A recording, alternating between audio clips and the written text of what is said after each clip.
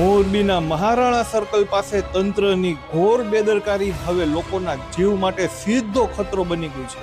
છેલ્લા એક અઠવાડિયાથી મુખ્ય માર્ગ પર પડેલા ભયાનક ખાડાઓ મોતના કુવા સાબિત થઈ રહ્યા છે.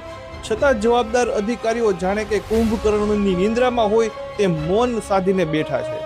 રસ્તા પર ગટરનું ગંદુ પાણી ઉભરાઈને આખો માર્ગ નર્ક સમાન બની ગયો છે, જ્યાંથી પસાર થવું એટલે કે લોકોના જીવ હાથ પર લઈને ચાલવા જેવું બની ગયું છે. દિવ્ય ક્રાંતિ મીડિયાએ 2 દિવસ પહેલા જ આ જીવલેણ સમસ્યા સામે પર્દાફાશ કરીને તંત્રને ચેતવણી પણ આપી હતી, પરંતુ બેદરકાર તંત્રના પેટનું પાણી પણ હલ્યું ન હતું. પરિણામે આજે ફરી એકવાર વધુ એક વાહન ખાડામાં ફસાઈ ગયું અને ઘટના સ્થળે અફરાતફરી મચી ગઈ હતી.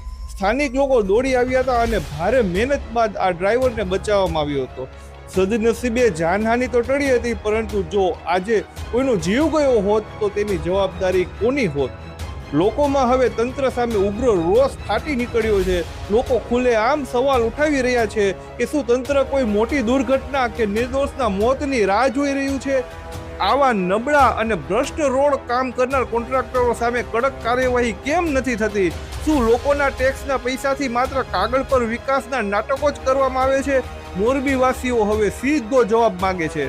જો આવતીકાલે આવા ખાડાના કારણે કોઈનું મોત થાય છે તો શું જવાબદાર અધિકારીઓ અને કોન્ટ્રાક્ટરો સામે ગુનાહિત બેદરકારીનો કેસ નોંધાશે, કે પછી હંમેશાની જેમ ઘટના બાદ માત્ર ખોખલા વચનો અને દેખાવડી કાર્યવાહી કરીને મામલો દબાવી દેવામાં આવશે? હવે પ્રશ્ન માત્ર રસ્તાનો નથી, પ્રશ્ન લોકોના જીવનો છે. અને લોકો પૂછે છે, આખરે તંત્ર ક્યારે જાગશે, કે પછી કોઈના મોત બાદ જ રસ્તા પર ડામર પડશે? દિવ્ય ક્રાંતિ ન્યૂઝ બ્યુરો.